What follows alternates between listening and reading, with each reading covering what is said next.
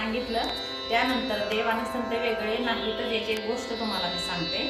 नाथबाबा तीर्थयात्रेला जायचे, बऱ्याच वेळा त्यांची तीर्थयात्रा चालू असायची। अशीच तीर्थयात्रा सुरू असताना चालत चालत ते आंबेजोगाई, बीड जिल्ह्यातील आंबेजोगाई येथे पोहोचले। तर तिथे गेल्यानंतर त्यांच्या असं लक्षात आलं की इथे दासोपंत नावाचे स्वामी आहेत आणि ते पूजेला बसले की प्रत्यक्ष दत्तप्रभू प्रकट होतात। म्हणून एकनाथ बाबा दासोपंत स्वामींच्या वाड्यावर जातात, पण तिथं त्यांना चौकदार अडवतो आणि तो सांगतो की दासोपंत स्वामींची पूजा झाली आहे, त्यामुळे तुम्ही आतमध्ये जाऊ नका, त्यांच्या पूजेला अडचण येईल। नाथबाबा म्हणतात ठीक आहे, मी बाहेरच थांबतो। त्यांची पूजा आटोपली की स्वामी बाहेर येतात आणि दासोपंत आणि एकनाथ बाबांना विचारतात तुम्ही कोण आणि कुठून आला?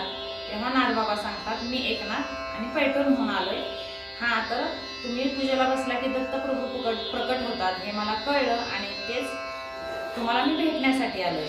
तर त्यांना खूप अहंकार होता या गोष्टीचा की मी पूजेला बसलो की प्रत्यक्ष दत्तप्रभू प्रकट होतात।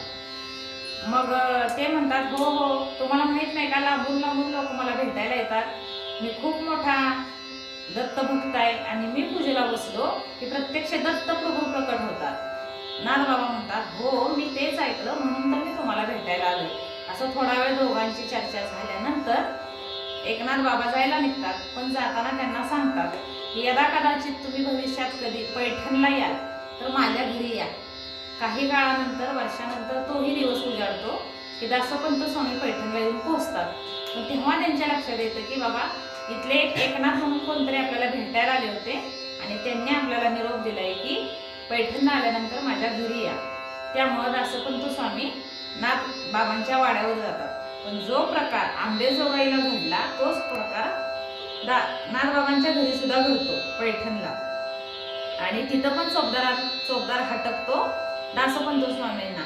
पण दासोपंत स्वामींना खूपच अहंकार असतो, त्यांना त्या चोपदाराचा एवढा राग येतो, ते म्हणतात मनातल्या मनातच म्हणतात की मी पूजेला बसलो की प्रत्यक्ष दत्तप्रभू प्रकट होतात आणि हा साधा चोपदार, ह्याला माहिती नाही का लांबून लांबून लोक मला भेटायला येतात आणि हा मला हटकतोय, हा मला अडवतोय, असं म्हणत म्हणतच ते त्याच्याकडे 2-3 वेळा बघतात।